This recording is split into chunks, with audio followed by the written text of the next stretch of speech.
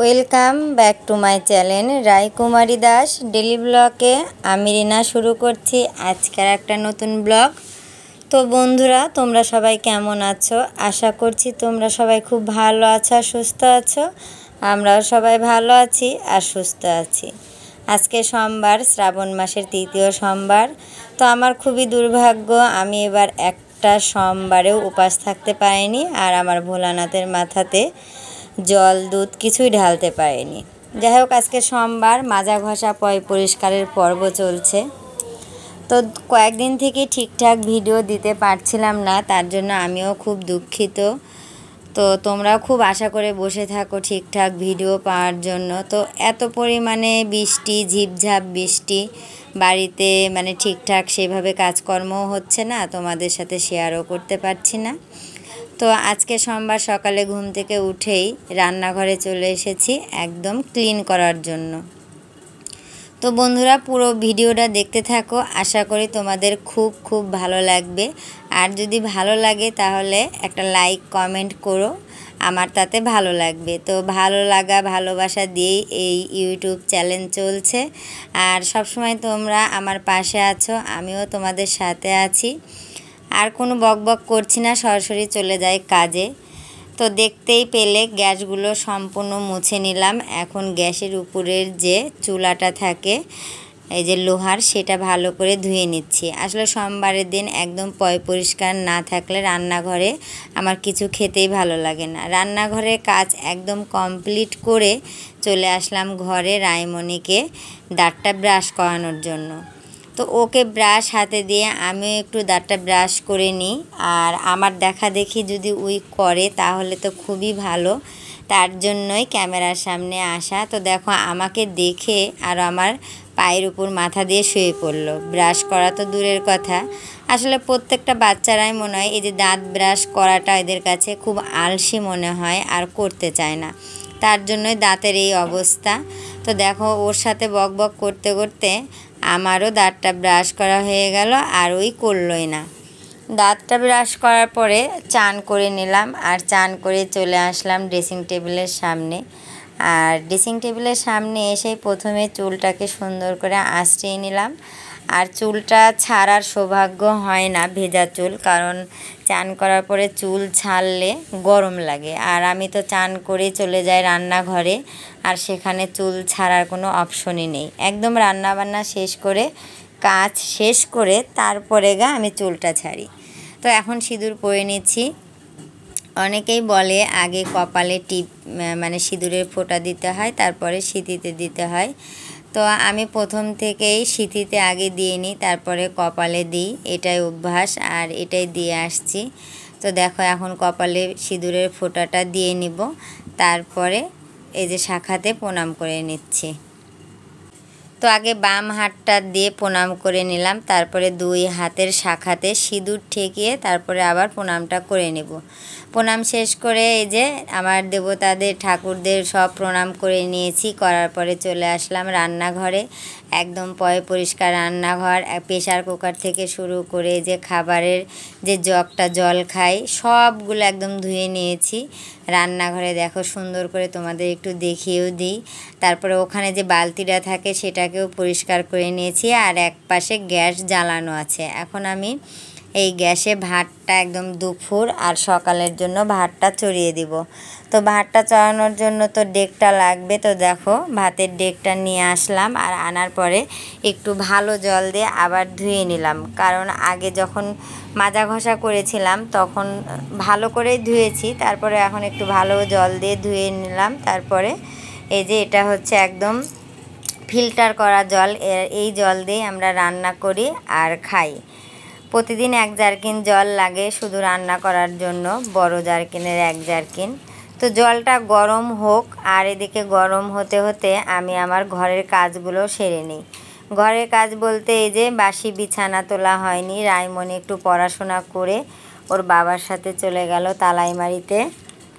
তালাইমারিতে গেল ওর ছোট পিসি গাড়িতে কিছু কাপড় পাঠাইছে সেগুলো আনার জন্য।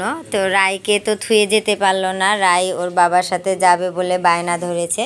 তো রায়কে নিয়ে গেল আর আমি ওই ফাঁকে দেখো তাড়াতাড়ি করে কাজগুলো সেরে নিচ্ছি। তো প্রথমে এই যে ক্যাথাটাকে আগে ভাঁজ করে রেখে দিব, তারপরে বিছানাটাকে টান টান করে পারবো। আর রায়মণি থাকলে যে আমার ক্যামেরার সামনে দাঁড়িয়ে থাকতো, না হলে তোমাদের জিভা দেখাতো, চোখ দেখাতো, মানে ওর তো যেগুলো কাজ সেগুলো করতো। তো আজকে রায়মণি নেই জন্যে একদম দেখো সুন্দরভাবে তোমাদের দেখাতে পারছি ভালোভাবে, তা না হলে সামনে ওই দাঁড়িয়ে থাকতো। তো আজকে একটু বিছানাটা অন্যভাবে গুছালাম। এই যে বালিশগুলো এই সাইডে লম্বা করে রাখলাম আর কোল বালিশটাও এই পাশে রাখলাম। রাখার পরে দেখো এই যে ঝাঁটা দিয়ে বিছানাটা আবার ভালো করে ঝেড়ে নিচ্ছি। এত স্যাঁতসেঁতে চারিপাশে আর একদম কেমন বা একটা গন্ধ আর ছাতা ধরার মতো সব কিছু হয়ে গেল, কারণ বৃষ্টি ছাড়ছে না। আমাদের রাজশাহীতে প্রচুর পরিমাণে বৃষ্টি হচ্ছে। তোমাদের কোথায় কার বাড়ি কোথায় বৃষ্টি হচ্ছে একটু কমেন্ট করে জানালে ভালো লাগতো। তো দেখো ওইদিকে বিছানা গুছিয়ে আসলাম, তারপরে দেখো ভাতের জলটা ফুটছিল। যেহেতু ভাতের জলটা ফুটছিল তার জন্য আমি চালটাকে সুন্দর করে ধুয়ে ছেড়ে দিলাম আর এক পাশে আমার জন্য 1 কাপ চা করে নিলাম। কারণ এই ভাতটা তো আমি তুলে দিলাম প্রায় 10:45টার দিকে, হতে হতে প্রায় আধা ঘন্টা দেরি। তো একটু খিদা খিদা ভাব লাগছে, তার জন্যই একটু কড়া করে চা করে নিলাম। আর চায়ের মধ্যে দিয়ে দিলাম 1 মুঠ মুড়ি, যেহেতু আজকে সোমবার কোনো কিছুই খাবো না, একটু মুড়ি দিয়ে চা খেলে অন্তত 1 ঘন্টা আরও কাটাতে পারবো।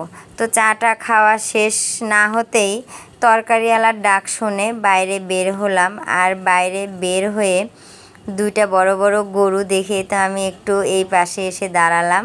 আর চাচার সবজিগুলো তোমাদের একটু দেখিয়ে দিচ্ছি। বৃষ্টির দিনে যে সবজিগুলো থাকে আর কি, কলমি শাক, লাল শাক, এই যে কাঠুয়া ডাঁটা রাজশাহীর বিখ্যাত, লাউ, কচু, এগুলোই। কিন্তু হঠাৎ করে যে এত সবজির দাম বেড়ে গেল ভাবতে পারিনি। আজ থেকে 3-4 দিন আগেও পটলের দাম ছিল 20-25 টাকা কেজি, আর আজকে চাচ্ছে 50 টাকা কেজি। তো চাচার কাছ থেকে কোনো তরকারি না নিয়েই চলে আসলাম রান্নাঘরে। আর রান্নাঘরে এসে যে আলু সিদ্ধ, ভাত আর সঙ্গে একটু ভাতের মান নিয়ে আমরা 3 জনেই খেতে বসে পড়লাম সকালের খাওয়া। তো রায় আর রায়ের বাবা চলেও এসেছে আর ওরা খেয়ে নিল, তারপরে দেখো আমি খেতে বসলাম। আর আমার সিদ্ধ ভাত খাওয়ার সময় একটু সর্ষের তেল লাগে, তার জন্য একটু কাঁচা সর্ষের তেল নিয়ে নিলাম আর সিদ্ধ দিয়ে এখন সুন্দর করে ভাতটা পেট ভরে খাবো। আর এই খাওয়া একদম 3টা পর্যন্ত সাপোর্ট দিবে আর কি, খাওয়াটা শেষ না হতে। তবে খাওয়ারটা কিন্তু অনেক মজা করেই খাচ্ছি, কারণ সকালবেলা গরম ভাত তার সাথে আলু সিদ্ধ অনেক মজা করে খাচ্ছি, খেতেও ভালো লাগছে। তো খাওয়ার পরপরই আবার দুপুরে কি রান্না করব সেটাও তো মাথার মধ্যে আছে, কারণ রায়ের বাবা খেয়ে দিয়ে আবার গাড়ি নিয়ে বের হবে। তো ওই যে পটল কিনলাম না চাচার কাছ থেকে, কিন্তু রাজু কাকার দোকানে যেয়ে দেখছি যে 45 টাকা কেজি, কারণ 5 টাকা একটু কমই আছে। হাফ কেজি পটল নিয়ে আসলাম। পটল এনে একদম ছোট ছোট করে চাকা চাকা করে কেটে ভালো করে ভেজে রাখলাম। তারপরে এই যে আলুগুলো ভালো করে ভাজছি। এখন আলু পটলের রসা করব, আর আগেই ডাল রান্না হয়ে গেছে। তো আজকে ডালের কালারটা দেখেই বেশ খেতে মন যাচ্ছে। রান্না করতে করতে এমন বৃষ্টি, আর বৃষ্টির জ্বালায় আমরা সবাই অতিষ্ঠ। এত পরিমাণে বৃষ্টি নেমেছে। রায়ের বাবা এখন গাড়ি নিয়ে বের হবে। তো দেখো এই টাইমে বৃষ্টি। তো আমরা সবাই এই বছরে প্রচুর পরিমাণে প্রকৃতির বৃষ্টি পেলাম, আর বৃষ্টি উপভোগ করতে করতে আমরা হাঁপসিয়ে যাচ্ছি। তো দেখো, আর বৃষ্টির টপ টপ শব্দ শুনতেই ভালো লাগছে, কিন্তু বৃষ্টিতে ভেজা হলো না একদিনও। না ভিজেই যে পরিমাণ অসুস্থ হয়েছি, আর ভিজলে তো কথাই নেই। তো রান্না এখনও কমপ্লিট হয়নি, রান্নাটা কমপ্লিট করে নিই। বৃষ্টি তো দেখতেই পেলে, তারপরে দেখো কি রান্না করেছি সেটা তোমাদের একটু দেখিয়ে দিই। আলু পটলের রসাটা কত সুন্দর একটা কালার এসেছে, আর খেতেও ভালো হয়েছে। আর কাঁঠালের বিচি একদম মচমচা করে ভাজা করেছি। আর মটরের ডাল পাতলাও না ঘনও না, মিডিয়াম সাইজে রান্নাটা করেছি। তো এত পরিমাণে বৃষ্টি হচ্ছে, চারিদিকে গাছপালা, পাঁচিল, রাস্তাঘাট একদম শ্যাওলা পড়ে গেছে। দেখতে কেমন লাগছে, হয়তো হাঁটতে নিলে পড়ে যাব, এরকম একটা অবস্থা। তো তো দেখো আমি এখন একা একাই খেতে বসেছি, বাবা মা রাইমণি সবাই খেয়ে নিয়েছে আর আমি একা একা একাই খেতে বসেছি। আর এখন পর্যন্ত সৌরভ আসেনি, আসলে সৌরভকে দিয়ে দিব। তো একা একা খেতে একটু খারাপই লাগে, সবাই মিলে খেলে ভালো লাগে গল্পে গল্পে। তো কিছু করার নেই, রায়ের বাবাও গাড়ি নিয়ে চলে গেল। তো আমি খাওয়া দাওয়া শেষ করে রাইমণিকে একটু ঘুম পাড়াবো, কারণ রাইমণি তো একা একা ঘুমাতে চায় না। তো ওকে একটু দেখো ঘুম পাড়িয়ে দিলাম আর ওই ঘুমাচ্ছে। আসলে ওরা যখন ঘুমায় ওদের কোনো দিকে খেয়াল থাকে না, দেখো কিভাবে ঘুমিয়ে আছে। ওই ঘুমিয়ে আছে, আজকে আমি আর ঘুমাবো না।